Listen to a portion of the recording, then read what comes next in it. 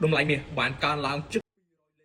từ bậc này bạn sẽ cùng một bộ tộc kia mà chụp trong bạn như thế được trong video thay mày sẽ bóng online mình tuân miền cái này tính lộ hàng chơi miền anh phải cả bậc cái này tạm biệt trong bạn bán đầm bay miền học cả cho những trong channel VIP nâng tụ bạn cả bậc xa vì trong bạn mặc phi buôn máu lơ mặc phi buôn máu phòng đài can bị thay mà saoยังเคยทาđông lại miền bạn thì chọc tràn cú sam đã rồi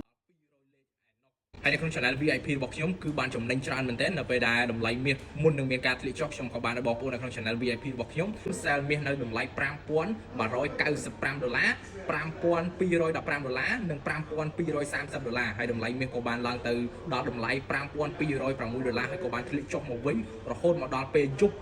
ការប្រជុំមិញនេះតម្លៃមាសបានធ្លាក់ចុះខ្លាំងមែនទែនរហូតមកដល់តម្លៃ$5,096នៅក្នុងមួយអោនឬស្មើ$6,139នៅក្នុងមួយតម្លឹងដែលជាតម្លៃទាបបំផុតកាលពីយប់មិញឬក៏កាលពីម្សិលមិញខ្ញុំក៏បានឲ្យបងប្អូននៅក្នុង channel VIP របស់ខ្ញុំត្រៀមទិញមាសនៅក្នុងតម្លៃ$5,118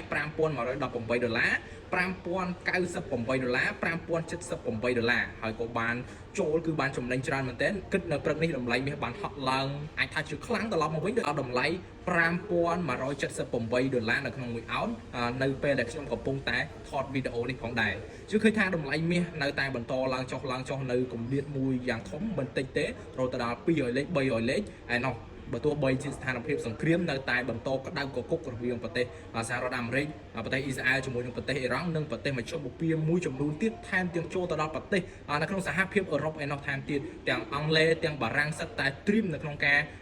ចូលរួមនៅក្នុងសង្គ្រាមនេះបើសិនជាមានការចាំបាច់ឬក៏មានការវាយប្រហារដោយការខូចខាតដល់ទ្រព្យសម្បត្តិរបស់ពួកគេផងដែរកុំភ្លេចរងចាំមើលតើអ្នកគ្នាទៀតថាតើតម្លៃមាសនៅតែបន្តឡើងចុះបែបនេះទៀតឬក៏អាចបន្តឡើងទៅជា one way តែមួយផ្លូវហើយស្ថានភាពសង្គ្រាមនៅតែបន្តក្តៅកគុកនិងរីករាលធំដល់កម្រិតណាកុំភ្លេចតាមដាននៅក្នុង channel Telegram និង follow page Facebook ផ្លូវការរបស់ខ្ញុំបាទ